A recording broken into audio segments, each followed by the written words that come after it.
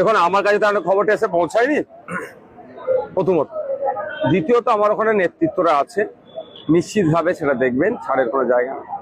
তবে ব্যাপারটা হচ্ছে, এই যে পাটিয়া বিস্ফোরণের কথা যেটা বলছেন বা হিংসার কথা যেটা বলছেন, খোঁজ নিলে দেখুন 4 তারিখের পরে যে তৃণমূলগুলো বাঁচার জন্য দল চেঞ্জ করেছে, জার্সি বদল করেছে, তাদের দিয়ে হয়তো হয়েছে।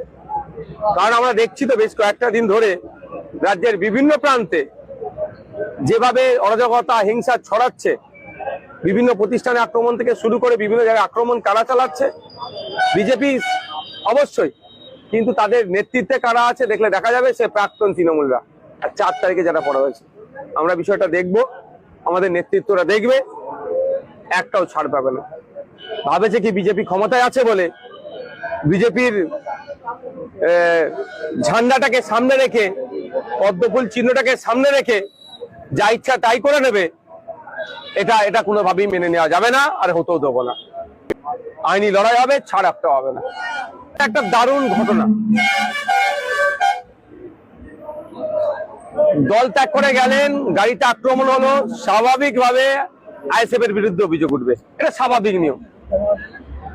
এখানে একাধিক বিষয় থাকতে পারে। তো আমি সবসময় হিংসার বিরুদ্ধে, আপনারা জানেন গতকালকে যে ঘটনা ঘটেছে তাকে কোনোভাবেই প্রশ্রয় দেবো না, কিন্তু কয়েকটা আমার প্রশ্ন থেকে যায়। কথায় আছে না, টাইমিং। এটাও তো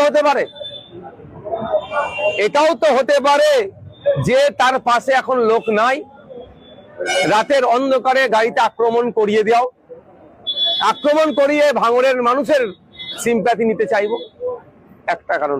প্রথম কারণ যেটা ওনারা বলছেন যে নাকি আইএসএফ মেরেছে, একটা কারণ। দ্বিতীয় হচ্ছে নিজেরা নিজেদের গাড়িতে আক্রমণ করি আইএসএফ এর নামে দুঃসাপ আছে। তৃতীয় হচ্ছে এখন যতই হাত মিলাক না কেন, পুরাতন একটা আঁচকাঁচ কি আছে, কে বস হবে একটু বুঝার যদি থাকে বোঝে নেন, আমি নাম বলার প্রয়োজন বোধ করছি না। যতই ভেরি রিসেন্ট হাত মিলালো না, এটা পুরাতন আঁচকাঁচ কি আছে, কে কাকে জেল খাটিয়েছে তারাও ভালো করে জানে।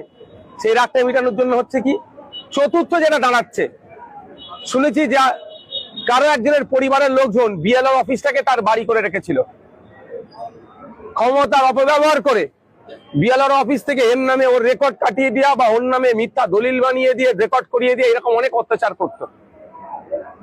আইএসএফ এর ছত্রছায়া এসেছিল, বড় একটা শক্তি ছিল, হয়তো করে উঠতে পারেনি, এখন তার রাগটা মিটাচ্ছে। সুতরাং একাধিক প্রশ্ন উঠছে, আমার ছেলেও যদি কেউ অন্যায় করে থাকে ছাড় না পায়, কারণ আমি এই ধরনের নির্দেশনা দিইনি আর দেবও না। আর এত মহান বড় নেতা হয়ে আসেনি যে তাকে চমকাতে হবে, ধমকাতে হবে। কিন্তু এটা তদন্ত সাপেক্ষ তদন্ত হওয়া দরকার, আসল রহস্যটা কি। কারণ আমরা দেখেছি ইতিপূর্বে বিজেপির এক প্রার্থী ছিলেন 2019 লোকসভা নির্বাচনের সময়, তিনি গাড়ি করে যাচ্ছিলেন, হঠাৎ তার গাড়ির কাঁচ ভেঙে গেল। গাড়ি কাঁচটা ভেঙে কোথায় গেল, বাইরে পড়লো। মানে ভিতর থেকে গাড়ির কাঁচটা ভাঙলো, বাইরে ফেললো।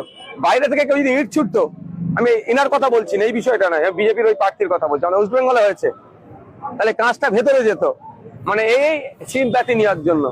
এক্ষেত্রে হয়নি কি, তদন্ত সাপেক্ষ তদন্ত হলেই বোঝা যাবে।